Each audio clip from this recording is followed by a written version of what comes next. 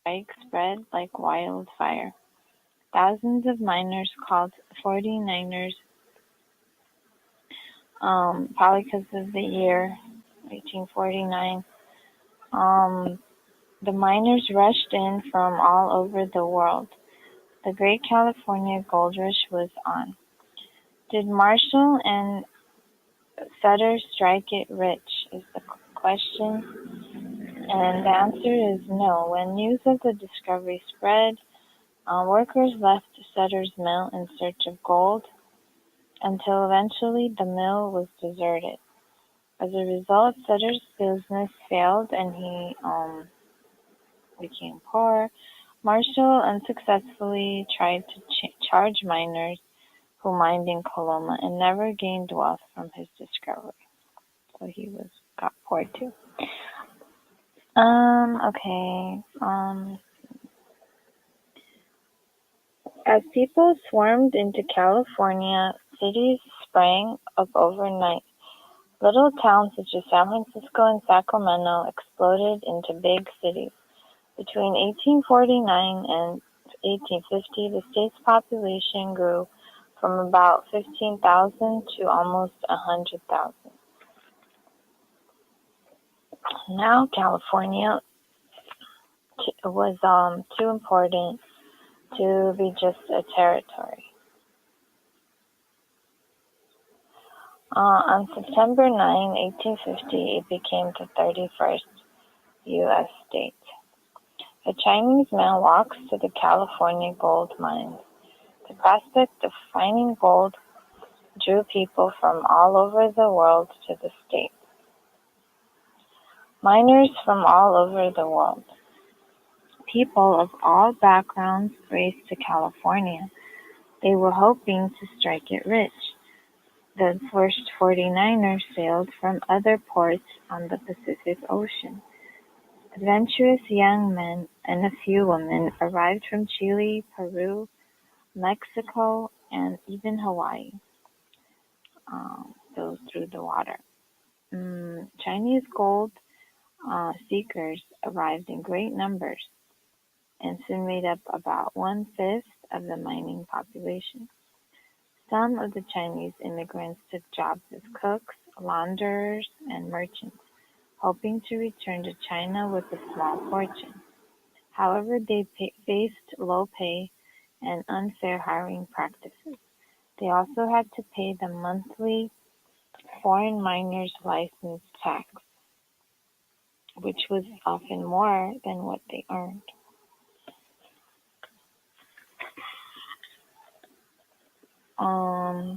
Mifflin Wistar Gibbs, activist and editor, born 1823, was born in Philadelphia, went to San Francisco during the Gold Rush.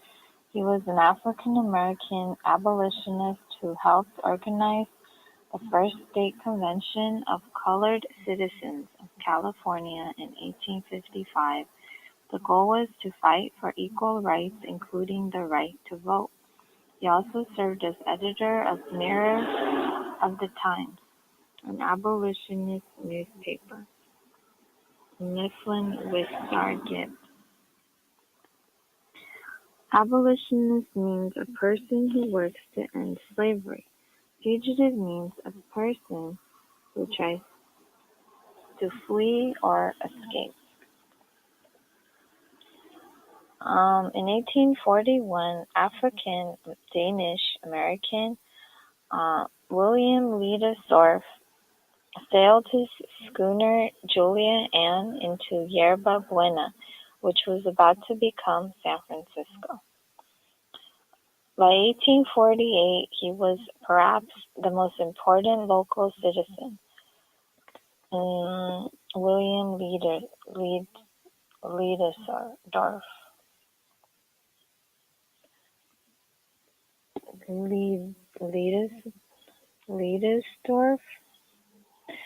Leidesdorff.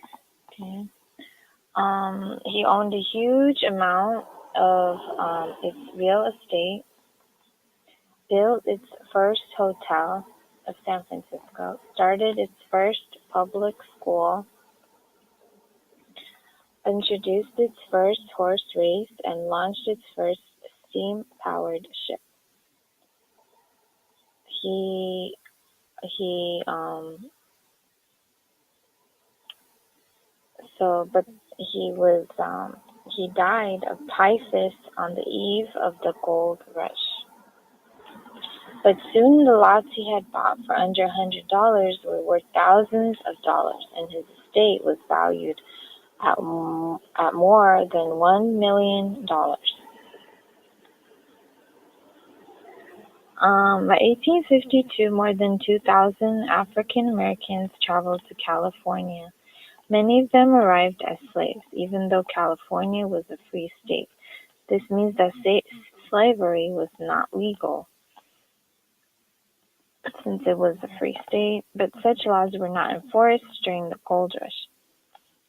Then the state legislature passed a fugitive slave law, which forbade slaves to escape from their masters. So African Americans in California lived under a constant threat of arrest. They also could not testify in court or send their children to public schools. California's gold rush brought together people from all over the world and from all walks of life. William Perkins, a merchant from Canada, describes the mining town of Sonora in 1849. Here were to be seen people of every nation in all varieties of costume, and speaking 50 different languages, and yet all mixing together amicably and sociably. Groups that would previously have remained separate suddenly were working and living in close proximity. They were all of different races, religions, and languages, yet they all shared the desire to find their fortune. But life in the mining camps was difficult. According to a staff writer at the Sacramento Bee, 1 in every 5 miners who came to California in 1849 was dead within 6 months. The daily diet was mostly salt pork, biscuits, and molasses. Miners lived in tents and some log cabins, and every camp seemed to have a saloon where fighting and gambling were common. Each morning, the miners took their shovels, picks, and pans down to the closest river or stream, rolled up their sleeves, and dipped their pans into the water. Panning for gold in California is shown here. Many people moved to mining camps with dreams of wealth, but few struck it rich.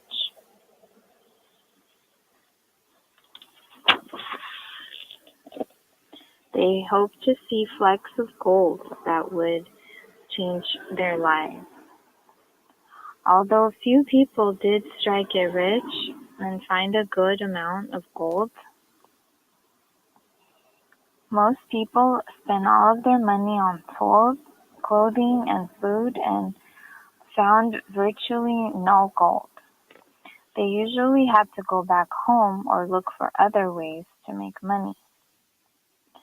Some of the most successful people were those who opened up stores that provided the supplies eager 49ers needed. When Sam Brannan, 1819 born, heard about the gold, he bought every pickaxe, pan, shovel he could find. Then he ran through the streets of San Francisco yelling that gold had been found and selling his wares. Because Brannan was the only one they could buy supplies from, he made $36,000 in just over 2 months. That's more than most any 49ers would ever earn. San Francisco grew so rapidly, abandoned ships were used as warehouses and hotels. Oh, wow.